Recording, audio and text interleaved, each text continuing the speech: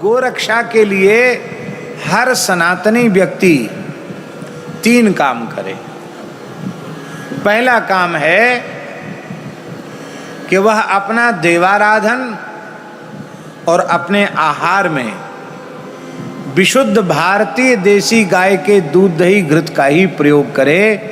बाजार के घी का प्रयोग, बाजार की मिठाइयों का प्रयोग बिल्कुल बंद कर दे।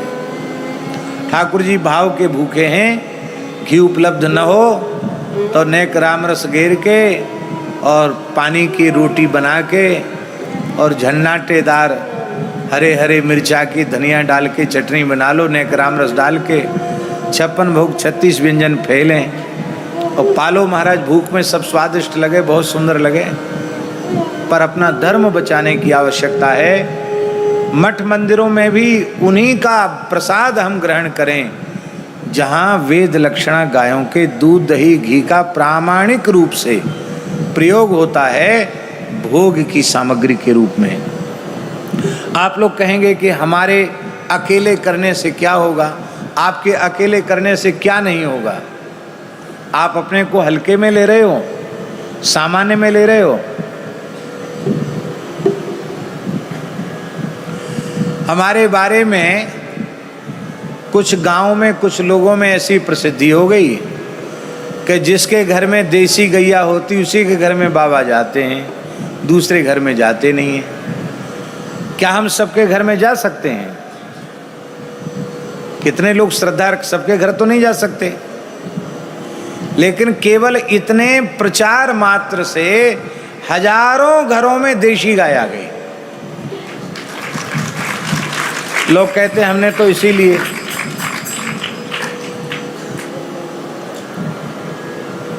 अब हम तो भारत की धरती के बाहर जाते नहीं, पर कनाडा में एक सज्जन ने 200 एकड़ जमीन लेकर के भारतीय देसी गोवंश की गौशाला बनाई है।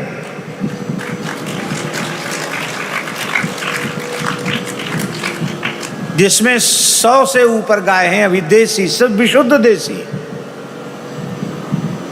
गिरी नस्ल की गाय। अब वो कहते महाराज हमने तो इसलिए बनाया कि जिसके घर में गाय होती हो तो वैसे तो आप आएंगे नहीं, हमने गौशाला में कुटिया बनाई है, सब गंगा जल की व्यवस्था, संविधा की व्यवस्था, जैसे कहोगे वो सारी व्यवस्था आपकी मर्यादा और स्वरूप के अनुरूप करेंगे।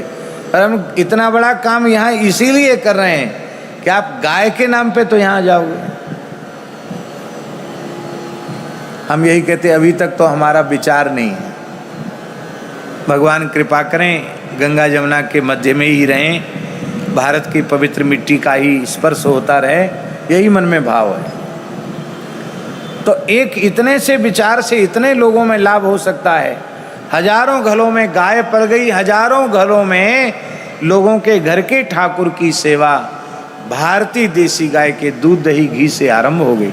ये सामान्य बात है क्या? आज सभी लोग निश्चय कर लें कि हम श्री जी में 56 भोग धराएंगे जरूर, पर पहले गव्य पदार्थों की कहीं से भी प्रामाणिक रूप से व्यवस्था जुटाकर तभी भोग लगाएंगे। ऐसा निश्चय श्री जी को 56 भोग धराने वाले, नंद महल में 56 भोग धराने वाले लोग कर लें तो हमारा विश्वास है कि अपने आप जब आवश्यकता बढ़ेगी तो अपने आप गौशालाओं का सृजन होगा और अपने आप लोग गोव्रती होंगे। ये बहुत बड़ा उपाय है। और इस समय ये जो घटना घटी है ये दुर्भाग्य भी है और ये हम लोगों के लिए चेतावनी भी है। हम लोग इस समय तिरुपति की घटना से सावधान हो जाएं और सावधान होकर एक मुहिम, संगठित रूप से एक मुहिम चलाई जाए कि हर देवालय, हर मठ मंदिर वह गोव्रती हो जाए और सबको गो आधारित प्रसाद ही सबको मिले। ठाकुर जी का भोग लगे, पाने वाले भी वही पाएं। हमको पथमेड़ा महाराज बोलते थे बार बार, आप गोव्रती हो जाओ। पर हमारे सामने बड़ी समस्या ये कि हम तो गोव्रती हो जाएं और स्थान में ठाकुर जी साधु दूसरे तरह का बाजार का पावें, तो भैया ये तो बात खंडित हो जाएगी। मुखिया मुखसों चाहिए खान पान को एक, पाले पोसे सकलंग तुलसी सहित विवेक। ये तो घोर अन्याय हो जाएगा। उनके चाहे हम अवश्य हो जाएंगे, पर ठाकुर जी का छोटा भंडारा हो, बड़े से बड़ा भंडारा हो, या कुंभ की 1-1.5 महीने की सेवा हो, पूरी सेवा गोव्रती होगी तो हम, और निश्चय कर लिया तो उसकी व्यवस्था जुट जाती है। उसको पहले से जहाँ प्रामाणिक रूप से गाय का घी उपलब्ध होता है, उन गौशालाओं में पहले से हम निवेदन कर देते हैं, भैया हमें इतने घी की जरूरत है कुंभ में, तो उतना घी मिल जाता है और इस बहाने गौ सेवा हो जाती है। गौ सेवा समझते हैं भाई? गौशाला से घी लेंगे आप, गौशाला से दूध लेंगे, तो गौशाला में जो राशि गई है वो किस काम में जाएगी? यहाँ से आपने दूध लिया और यहाँ कोई राशि गई तो किस काम में जाएगी? ब्रशरण बाबा तो यहाँ का कोई चीज़ लेते नहीं, एक चटाक दूध भी नहीं लेते। तो यहाँ जो राशि आएगी वो कहाँ जाएगी? वो ईमानदारी से गोग्रास के रूप में जाएगी। इस तरह से गव्य पदार्थों को अपने आहार के रूप में प्रतिष्ठित करना, ये भी एक गौ सेवा का प्रकार है। तो पहला साधन है कि हम गोव्रती बने। ये हर व्यक्ति कर सकता है। उपलब्ध न हो तो नमक रोटी खा लेना, पर अपने धर्म को बचाओ। एक श्लोक है राधा प्रिय जी, सुखम ऐन्द्रियकम दैत्या देह योगे निदेहि नाम सर्वत्र लभ्यते दैवाद्यथा दुःखमयत्नतः। श्री प्रहलाद जी महाराज कह रहे हैं, देहेंद्रियादि के सन्निकर्ष से प्राप्त होने वाला सुख अपने आप मिल जाएगा। कैसे? बोले यथा दुखम। सुख प्राप्ति का प्रयत्न सब करते हैं, दुख पाने का प्रयास कोई नहीं करता, फिर भी दुख मिलता कि नहीं मिलता? ऐसे ही जब देह है, इंद्रियां हैं और उनका प्रारब्ध है, तो आपको जो सुख भोगना निश्चित है वो मिलेगा। हमको मिठाई बड़ी प्रिय है। हम सोचते थे कि गोव्रती हो जाएंगे तो फिर पेड़ा, लड्डू, बर्फी और गुलाब जामुन, रसगुल्ला, हाय हाय बढ़िया ब्राह्मण कुल में जन्म लिया और इस सब से खाने को वंचित हो जाएंगे। हाथ जोड़ो ऐसे गोव्रत को, ऐसा मन में आता था। पर हम आपको सच्ची बात कह रहे हैं, पहले बाजार की खाने को मिलती थी मिठाई, और अब लोग अपने घरों में बड़ी पवित्रता से देसी गैया के खोवा की रबड़ी, दूध की रबड़ी, और बड़ी, अभी हम गए थे गौर गदाधर में, बाबा ने उनके स्थान की गैया के दूध की रबड़ी अपने हाथ से इतनी जोर रबड़ी बनाई, पता नहीं कहाँ थे सीख के आए, इतनी लच्छेदार रबड़ी बनाए वो कि हम तो एक कटोरा रबड़ी पा के आए। तो आप बढ़िया बढ़िया चीज पाने को, पहले मिलावटी चीज खाने को मिलती थी। क्यों? जब भैया हमारे प्रारब्ध में है, वो खाए वो पी वो तो मिलेगा, और नहीं होएगा तो डॉक्टर मना कर देंगे कि खाओगे तो मर जाओगे, मत खाइयो। तो सब सामग्री होते हुए पर मना हो जाएगी।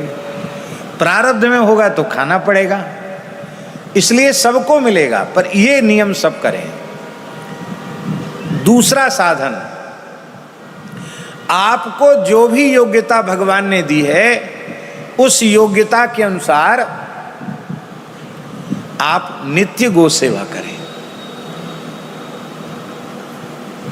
क्रियात्मक गो सेवा, रचनात्मक गो सेवा, सृजनात्मक गो सेवा, भावात्मक गो सेवा।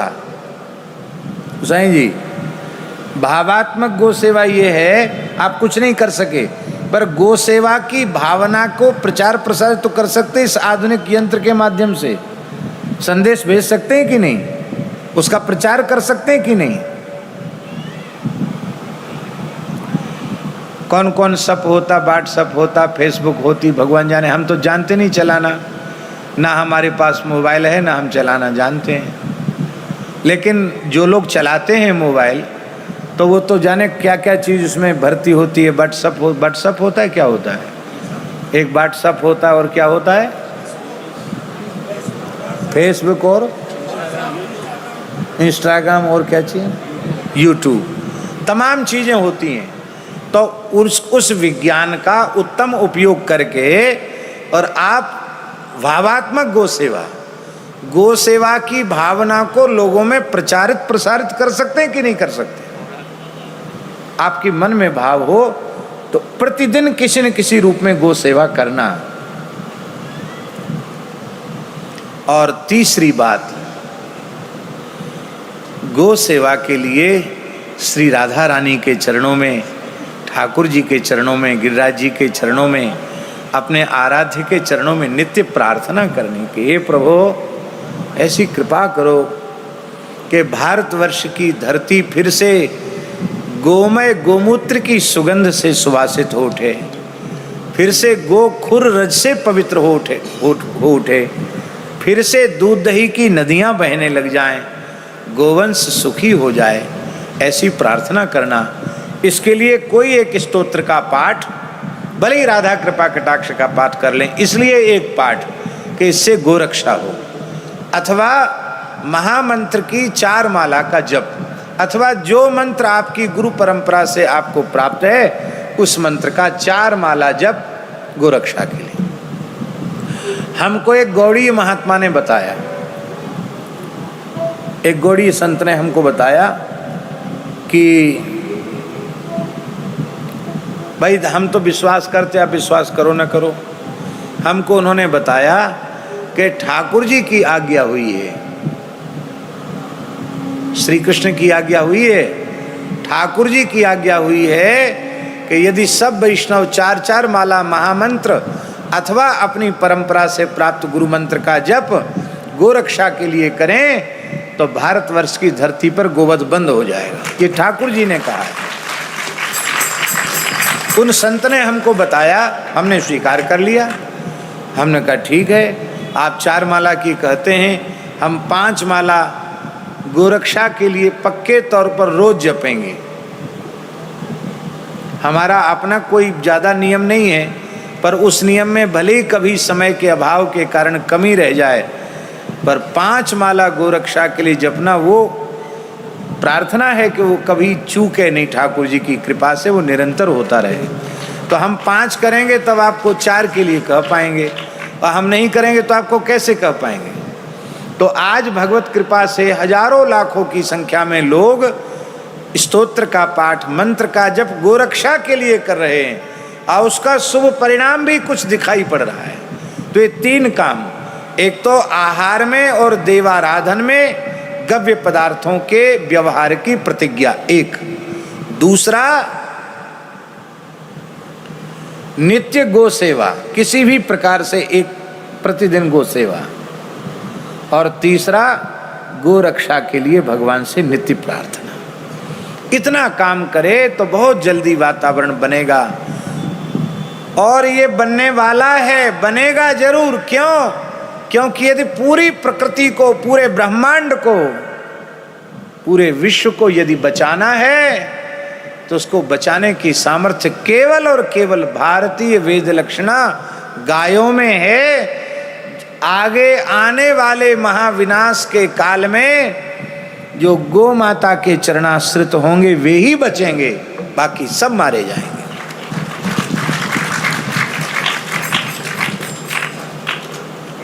वो मारे जाएंगे।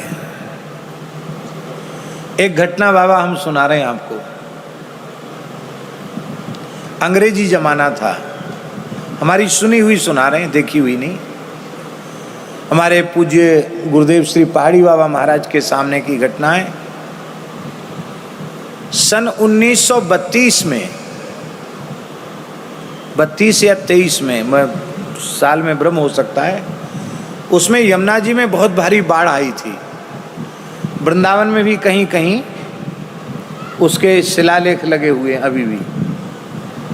अब 32 की बात है कि 23 की बात है, मुझे थोड़ा भ्रम हो रहा है इस समय। है 1923 में, हाँ बस ठीक। पक्का हो गया 1923। तो महाराज जी बता रहे कि 1923 की बाढ़ उनकी आंखों के सामने का दृश्य है। तो बोले कि उस समय गोवंश बहुत था, अब तो गोवंश बहुत धीरे धीरे, जैसा हमारे राधापुरी जी बोल रहे थे कि बड़ी संख्या में गोवंश की हत्या नित्य हो ही रही है। उस समय गोवंश बहुत था, तो हजारों हजारों गाय जमुना जी में बहती जा रही, और जब बाढ़ उतर गई तो हजारों की संख्या में गाय पंख में धसी हुई थी, जीवित गाय, और जीवित गायों को चील कौआ गीद नोच रहे थे। तो महाराज जी कहते कि उस समय कुछ साधुओं ने, कुछ ब्रजवासियों ने, बोले हमारी भी जवानी थी, सब मिलजुल करके गैयाओं को बचाने का प्रयास किया। भैया जो बच गई, जो जिंदी है उन्हें तो कैसे करके बचाना चाहिए उनके प्राण। तो रस्सा सींग में और यहाँ टांगों में बांध करके खींच खींच करके निकाले, बहुत सी गायों को बचाया गया। तो लोग हंसी उड़ाते,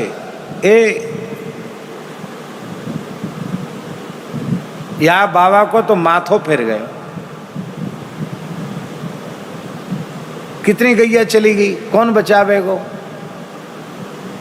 और ये तो मरे भी कोई आई है, ऐसी लिख के तो उस समय भी। पर महाराज जी कहते ऐसी चमत्कारिक घटना घटी कि सब गाय तो कौन बचा सकता था, जितनी बचा सके उतनी गायों को बचाया गया। और उसका परिणाम ये हुआ, जिन जिन परिवारों के सदस्य उन गो बचाने में, गायों को कीचड़ से निकालने में सम्मिलित थे, उन परिवारों में प्लेग का असर नहीं आया, वो बच गए। और बाकी जो लोग उसमें सम्मिलित नहीं हुए, उनके कुल खानदान के दिया बुझ गए। महाराज जी कहते, मेरी आंखों की इस घटना सामने, कहते वृंदावन में एक दिन में 1500 आदमी मरे थे, एक दिन में 1500 आदमी, प्लेग फैला था जब। आपने देखा वृंदावन में ढोंड के ढोंड पड़े, ऐसे एक एक घर में 8-8, 10-10 लोग एक साथ मर गए। एक को उठाए दूसरा मर गया, दूसरे उठ गए तीसरा मर गया, ऐसे मरे लोग। तो महाराज जी कहते थे कि जो गाय को बचाने में रहे वो बच गए, और जिन्होंने गाय की उपेक्षा की वे मर गए। ये महामारी जो आ रही है एक से एक बढ़ करके, विकट रूप लेकर के, ये उनसे बचेंगे वही जो गौ माता की शरण में रहेंगे, वो बचेंगे। जो गौ माता की सेवा नहीं करेंगे, गाय की रक्षा हम करेंगे तो गाय हमारी रक्षा करेगी। जैसे धर्मो रक्षति रक्षिता, ऐसे ही गावो रक्षति रक्षिता। गायें रक्षा, जब हम उनकी सुरक्षा करेंगे तो वे हमारी सर्वित सुरक्षा करेंगी। इसलिए आत्मरक्षा के लिए भी हमें गोरक्षा के पवित्र काम में लगना चाहिए। आई मेरे श्याम लगो